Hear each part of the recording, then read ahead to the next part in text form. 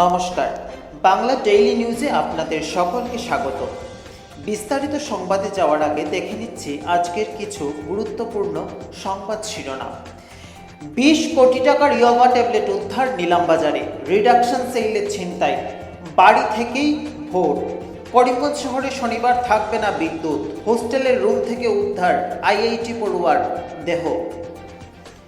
বিস্তারিত সংবাদে যাওয়ার আগে চ্যানেলটিতে অবশ্যই একটি লাইক এবং সাবস্ক্রাইব করে রাখুন। এবারে সংবাদ বিস্তারিত। করিমগঞ্জ পুলিশ সুপারের আরও এক বৃহৎ সাফল্য, 1 লক্ষ ইয়াবা ট্যাবলেট উদ্ধার নিলামবাজারে। সাদা পোশাকে অভিযানে নেমে কোটি কোটি টাকার ইয়াবা ট্যাবলেট উদ্ধার করতে নেতৃত্ব দিলেন করিমগঞ্জের পুলিশ সুপার পার্থ প্রতিম দাস। শ্রীকৃষ্ণনগর সংলগ্ন জাতীয় সড়কে এই সফল অভিযান চলে। একটি বিলাসবহুল গাড়ি সহ গ্রেফতার করা হয়েছে 2 পাচারকারীকে। রিডাকশন সেলে ছিনতাইবাজ, পকেটমারের দৌরাত্ম্য। চৈত্রের রিডাকশন সেলের শেষের দিকে ক্রেতার ভিড় উপচে পড়েছে শহর শিলচরে। এর সঙ্গে পাল্লা দিয়ে দৌরাত্ম্য চালাচ্ছে ছিনতাইবাজ ও পকেটমাররা। শুক্রবার অম্বিকাপট্টির বাসিন্দা কাবেরী নামের এক গৃহবধূর মোবাইল, গলার চেন ও টাকার পার্স ছিনিয়ে নিয়ে চম্পট দেয় এক ছিনতাইবাজ। ওই গৃহবধূর বাড়ি ফেরার সময় অন্ধকারের আসার সুযোগে বাইকে এসে ছিনতাই করে পালিয়ে যায় দুষ্কৃতী। বিকেলের দিকে সেন্ট্রাল রোডে চেংপুরির ঝুমি সিং নামের এক যুবতীর মোবাইল ছিনিয়ে নিয়ে যায় ছিনতাইবাজ। এছাড়াও রিডাকশন সেলে কেনাকাটা করতে গিয়ে অসাবধানতার সুযোগ কাজে লাগিয়ে অনেকের হচ্ছে পকেট ফাঁকা। বাড়ি থেকেই বসে ভোট গ্রহণের দিন ঘোষণা। বরিষ্ঠ ও বিশেষভাবে সক্ষম অনুপস্থিতদের বাড়ি থেকে এবারে ভোট গ্রহণ করা হচ্ছে। এই তালিকায় রয়েছেন 85 বয়স ঊর্ধ্বের বরিষ্ঠ নাগরিক ও বিশেষভাবে সক্ষম অনুপস্থিত ভোটার। 2টি দফায় তাদের ভোট গ্রহণ করা হবে। সে অনুযায়ী প্রথম দফায় আগামী 19 এবং 20 এবং 21 এপ্রিল, দ্বিতীয় দফার 22 এবং 23 এপ্রিল ভোট গ্রহণের দিন ধার্য করা হয়েছে। এই দিনগুলিতে সম্ভাব্য অনুপস্থিত ভোটারদের নির্দিষ্ট ঠিকানায় বাড়ি বাড়ি গিয়ে ভোট গ্রহণ করা হবে। এক নির্দেশে এই তথ্য জানিয়েছেন সংশ্লিষ্ট সেলের ভারপ্রাপ্ত আধিকারিক তথা অতিরিক্ত জেলা কমিশনার।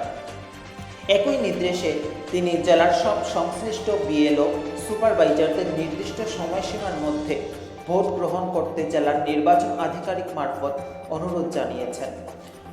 জনসংযোগ সূত্রের এই খবর প্রকাশ। করিমগঞ্জে শনিবার গাছ কাটার জন্য থাকবে না বিদ্যুৎ। করিমগঞ্জ শহরের রেডক্রস হাসপাতালের সম্মুখে এবং সরকারি উচ্চতর মাধ্যমিক বিদ্যালয়ের সীমানার দেওয়ালের পাশে বিপজ্জনকভাবে থাকা একটি ফরিস গাছ আগামী শনিবার বন বিভাগের পক্ষ থেকে কেটে নেওয়ার ব্যবস্থা করা হয়েছে। এতে করিমগঞ্জের সদর রেঞ্জের রেঞ্জ ফরেস্ট অফিসার জানিয়েছেন, এই গাছের পাশে উচ্চ ক্ষমতা সম্পন্ন বিদ্যুৎ পরিবাহী লাইন রয়েছে, যার জন্য ওই গাছ কাটার সময় বিদ্যুৎ থেকে সংযোগ বিচ্ছিন্ন করে রাখা হবে।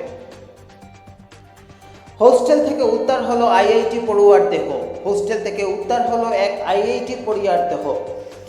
পুলিশের অনুমান আত্মহত্যা করেছে ওই পড়ুয়া। শুক্রবার পুলিশ জানিয়েছে, বৃহস্পতিবার রাতে হোস্টেলের ঘরে ওই পড়ুয়ার দেহ উদ্ধার হয়েছে। বিহারের বাসিন্দা ওই পড়ুয়ার বয়স মাত্র 20 বছর। আইআইটি গুয়াহাটির বিটেক প্রথম বর্ষের ছাত্র ছিলেন তিনি। পুলিশ সূত্রে খবর, হোস্টেলে নিরাপত্তারক্ষী ওই পড়ুয়ার দেহ দেখেন প্রথম। তার ঘর থেকে একটি সুইসাইড নোটও উদ্ধার হয়েছে, যেটি ফরেনসিক টেস্টের জন্য পাঠানো হয়েছে ইতিমধ্যে। ছেলের মৃত্যুতে তদন্তের দাবি করেছে পড়ুয়ার পরিবার। একই সঙ্গে প্রতিষ্ঠানের বিরুদ্ধে অবহেলার অভিযোগ উঠেছে বলেও পুলিশ সূত্রে খবর, দেহ পাঠানো হয়েছে ময়না তদন্তের জন্য। তবে পুলিশের প্রাথমিক অনুমান আত্মহত্যা করেছেন ওই যুবক। তবে কী কারণে এই সিদ্ধান্ত নিয়েছেন তিনি তা স্পষ্ট করে এখনও জানা যায়নি। আজকের মতো সংবাদ এই পর্যন্তই।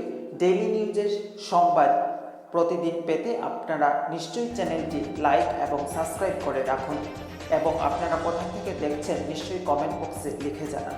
ধন্যবাদ।